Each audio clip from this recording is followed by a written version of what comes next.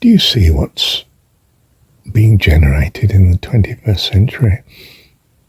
An increasing isolation.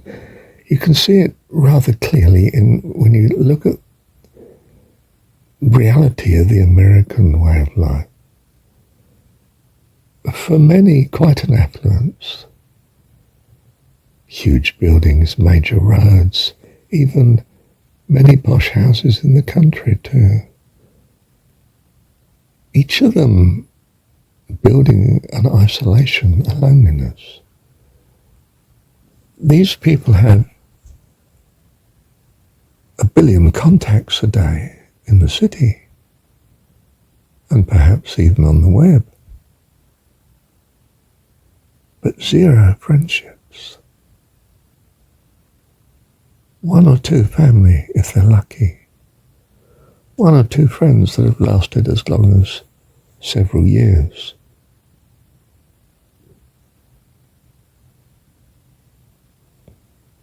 Very few friends that have lasted decades, and often none,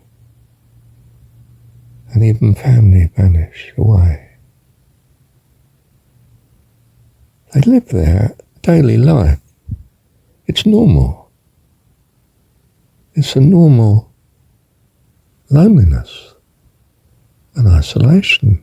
Even the one they love goes off to work. They don't see them.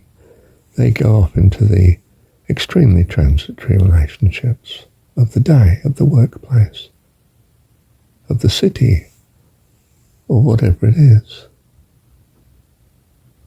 Or they're left at home in their 1s and 2s, if they're fortunate, in their home. This is the reality of the 21st century. A desperate need for company, for fellowship, for life. You see, they are greatly inhibited in simply visiting those people that are a great blessing to them. In fact, increasingly, they're not sure who is. And they don't want to be a burden on them. And social etiquette may just simply stop you just calling because you want to. It's not like the old friendship of chatting to the neighbour over the fence. There is no fence.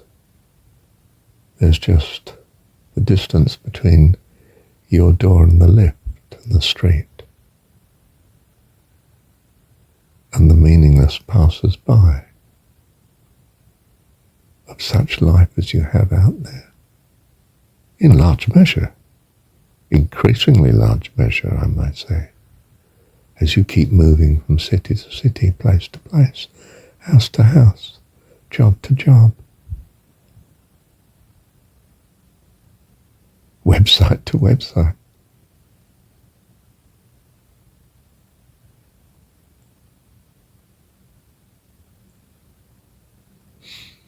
You need a lifestyle that recognizes the goodness of God, your heavenly Dad, and the fact that you are sent into this world to tell people that God is their Dad, to be a blessing to them. And the love of God will flow through you. You will fly. You're not sent as a burden, as a cost, as a hardship, or to be crucified and mistreated, flogged and shipwrecked, as Paul seems to have managed. You're sent to be a blessing to those who have ears to hear. And those who do have ears to hear, it's not that you have a right to keep calling on them. It's that you're a joy and a blessing when you do. You know it and they know it. And you're in fellowship with the children of God those who have ears to hear.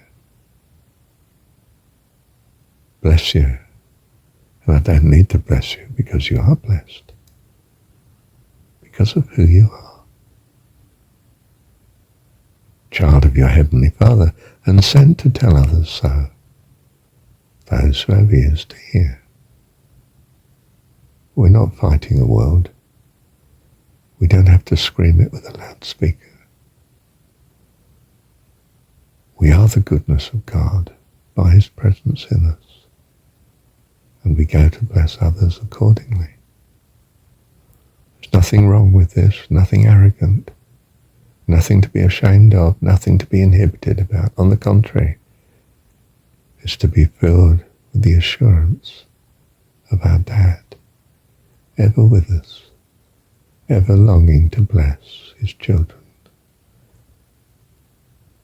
And He won't bless them openly until they want to be blessed. And He's very patient.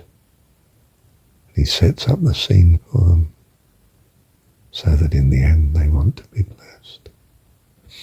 And that's not always by great tragedy and hardship, although it often is.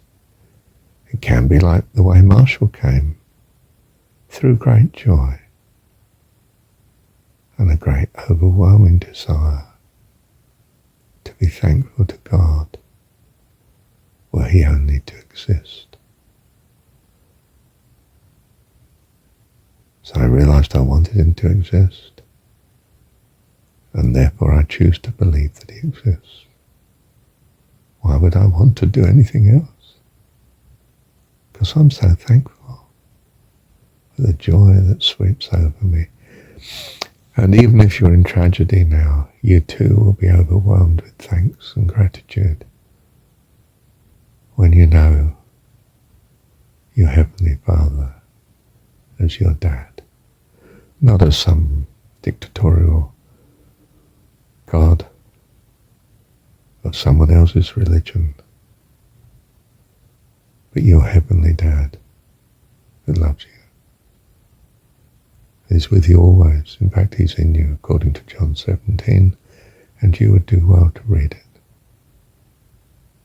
Bless you. Thank you, Dad.